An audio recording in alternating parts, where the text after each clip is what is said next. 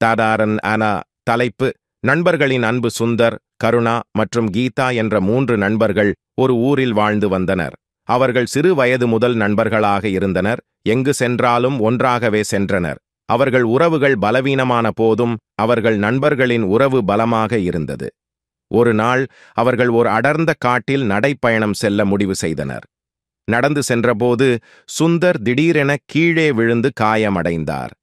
கீதா மற்றும் கருணா அவரை காப்பாற்றி அருகிலுள்ள மரத்தில் தங்க வைத்து அவரது காயத்திற்கு முதலுதவி செய்தனர். அவர்கள் செங்கால் கொண்டு தண்ணீர் கொண்டு வந்தனர் மற்றும் காயத்திற்கு மருந்து தேடினர். அப்பொழுது ஒரு காட்டு விலங்கு அருகில் வந்தது. கருணா விரைவாக ஒரு குச்சி எடுத்து விலங்கை கையடித்து விரட்டினார். சுந்தரும் கீதாவும் மனதில் மிகுந்த பயம் இருந்தாலும் அவர்கள் ஒன்றாக இருக்க வேண்டும் என்பதில் உறுதியாயிருந்தனர்.